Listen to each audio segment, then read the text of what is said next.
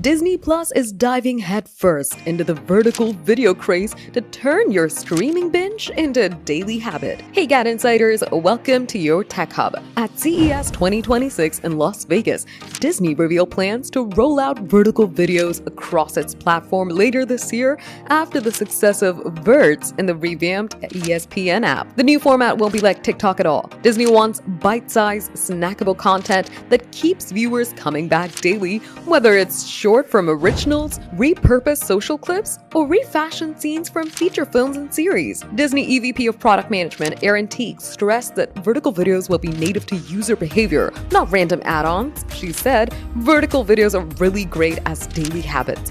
It's a lesson learned from YouTube Shorts and the rise of Instagram Reels. Disney sees these clips as an enhancement to the platform, not just teasers for longer content." The company also added advertising innovations, including a brand impact metric to show how campaigns drive real-world results, and a new video generation tool that creates TV-ready ads from existing assets. Disney advertising chief Rita Farrow highlighted the power of live sports on ESPN, which accounted for 33% of all live sports viewing in 2025. With vertical videos, personalized feeds, and smarter ad tools, Disney Plus is chasing engagement and trying to become a must-visit destination for Gen Z and Gen Alpha, all while keeping its hold on sports, entertainment, and now the snackable, scrollable vertical world. For more details, subscribe to GadInsider, like, comment, and share the video. And don't forget to press the bell icon so you never miss any update.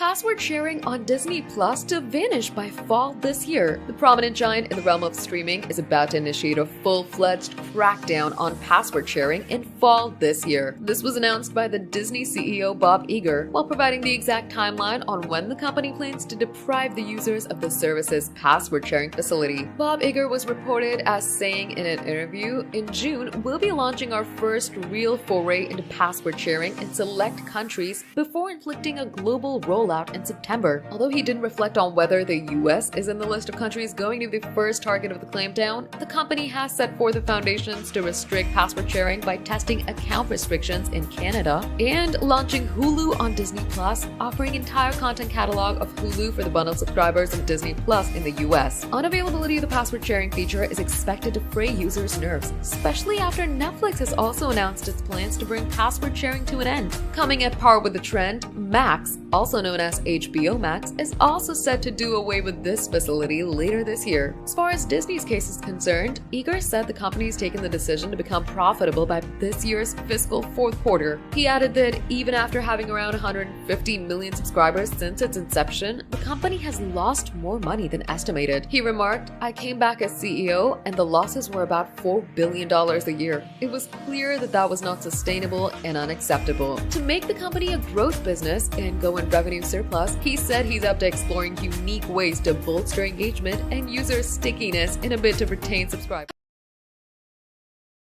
Disney versus DirecTV. Millions of subscribers caught in the crossfire. A dispute between the Disney and DirecTV has resulted in millions of subscribers losing access to some of the most popular channels like ESPN, ABC, and more. The blackout started on September 1st, came just ahead of the NFL season opener, and has left all the viewers scrambling for alternatives. Disney-owned channels were pulled from the DirecTV's lineup after talks between the both companies had collapsed. On the other hand, Disney says its channels are worth a premium and won't settle for a lowball offer. However, both companies are pointing fingers at each other.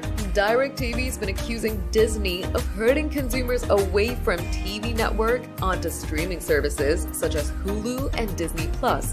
Disney says DirecTV is undervaluing its portfolio of channels and programs. This deal, which expired on September 1st, was negotiated earlier in 2019. Such contracts often expire at a time when viewership is at its peak to ensure the deal's being renegotiated. However, these carriage disputes have affected badly the viewership. The blackout last year between the Disney and Charter Spectrum subscribers lasted 12 days, leaving all its viewers without access to their favorite channels. The negotiations would nevertheless go on between the DirecTV and Disney, but it's not sure when this blackout shall be eventually lifted. Meanwhile, subscribers can weigh in and see some alternative options using different streaming services or switch providers.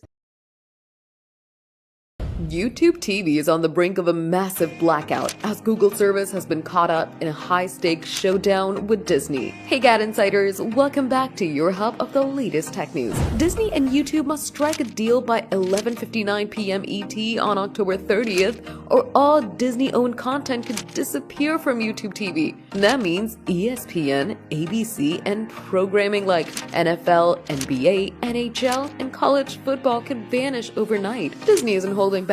In a statement to Variety, the media giant accused Google of exploiting its position at the expense of their own customers and warned viewers to expect public announcements about the potential blackout. Disney said YouTube TV customers will lose access to the most valuable networks they signed up for. Google fired back, claiming it's been negotiating in good faith, but that Disney's demands are too high. YouTube warned that the proposed terms would hike prices for subscribers, shrink channel choices, and favor Disney's own platforms like Hulu Plus Live TV. But don't panic just yet, as YouTube will give a $20 credit if Disney programming remains unavailable for an extended period. But this is the fourth distribution dispute YouTube TV has faced in 2025 alone, including clashes with Paramount and Fox that threatened CBS, Nickelodeon, and NFL coverage. With millions of subscribers at stake, the coming days will determine whether fans keep their favorite live sports or shows or stare at a blank screen. Are you gonna switch the service if the blackout happens?